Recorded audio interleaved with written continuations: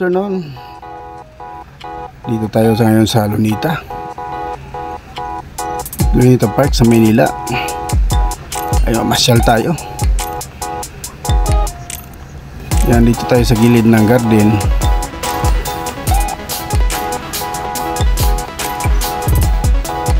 Yan, nakapansin-pansin na walang ganong tao mga ganitong mga season, tapos ng mga mahabang holidays. Kaya samahan niyo ako sa akong walk tour, i-tour ko kayo dito sa Lunita.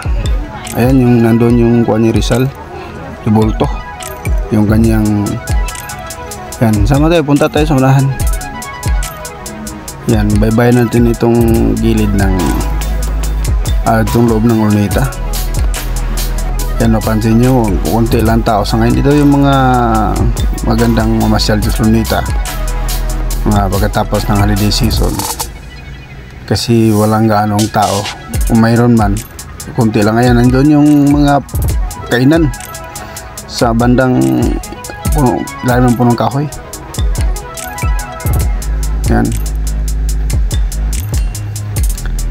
Yan, ikot-ikutin natin mga idol itong Lunita habang may oras pa tayo, habang maliwanag pa ang sikat ng araw. Yan, ayun ba yung mga forest nila, yung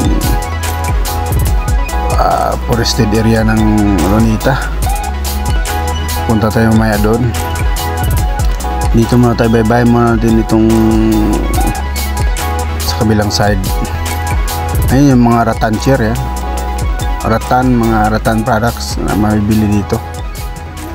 Yan, sa gilid ko yung mga bintahan ng mga pagkain. Nagutom kayo, yan, pwede tayong umupo dyan para kumain. Pero siyempre mamaya na tayo upo dyan kasi hindi pa naman tayo nagugutom. Yan, yung mga tulda-tulda na yan, yan, may mga pagkainan dyan. Magmakain kayo. Kita niyo magandang view dito sa Lunita.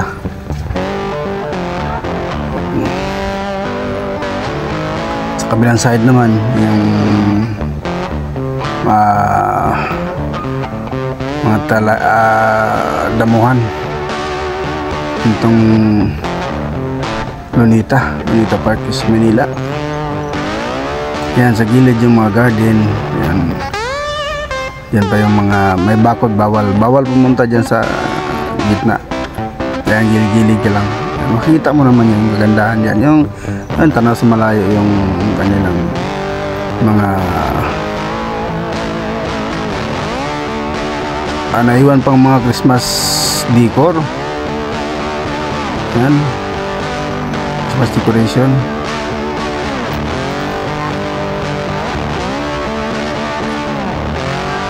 Ayan, yung kain na daw, saka na tayo kakain na umaya na. Itong mga magandang bulaklak dito sa gilid, yan, pwede mong hahawakan, huwag mo lang kukunin kasi bawal yan, kukunin yung mga bulaklak na yan. Yan ang ganda ng bulaklak, kung anong pangalan yan. Yan, bye-bye natin dito. Nasa malapit natin sa gilid ng forested park area ng park. Silip tayo dito, bye-bye natin. Sa mga hindi pa nakapunta dito, at saka yung nakapunta at hindi nakapunta sa mga taon na ito, itong pagkatapos ng holiday season, maganda mamasyal dito pagkatapos ng holiday season kasi walang ganong tao. Yan, mga kainan sa mga kahuyan. Yan, pwede kayong tumambay dyan, pwede kayong mamasyal. Ito ang mga ganang pagkakataon ng mamasyal kasi kunti lang ang tao, wala kang ganong kaagaw. Kung marami kang makita, yung malayo yung mga paningin mo pag mga ganitong mga panahon ka mamasyal sa Lunita. Yan, punta tayo sa taas, sa unahan. Yan, kita natin yung mga Christmas lantern. Kita natin sa gilid ng forested park ng Lunita. Bayan natin ito hanggang sa dulo, hanggang sa may makita tayo mga magandang tanawin. Yan.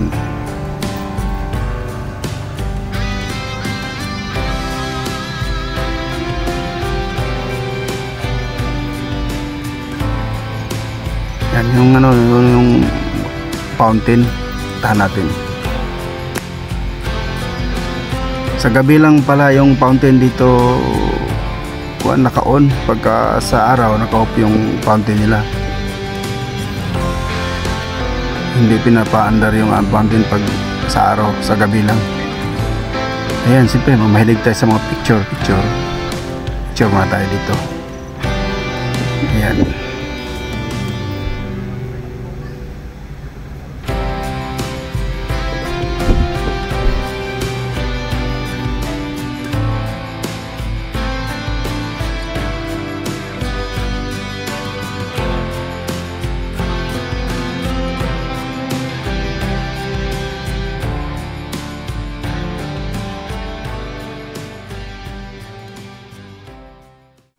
Kaya dahil mahilig tayo sa mga nitong galaan, lalo pagtapos ng mga holiday season, isa sa mga magandang destinasyon pagkatapos ng holiday season itong Luneta.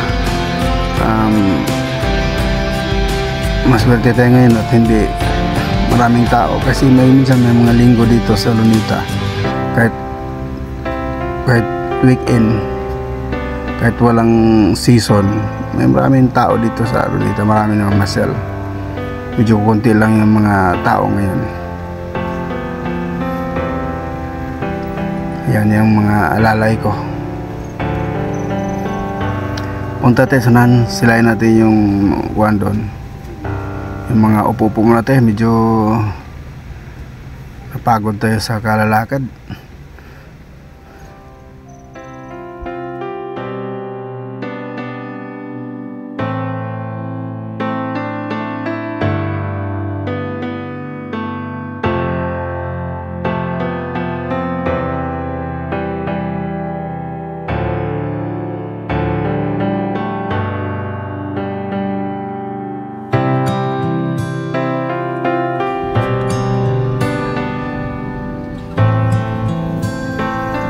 Yan, at dito pa rin tayo sa Luneta.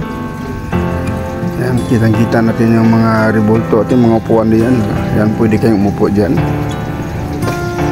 Yan yung fountain. Yan, mula dito sa Luneta, maraming salamat sa inyo.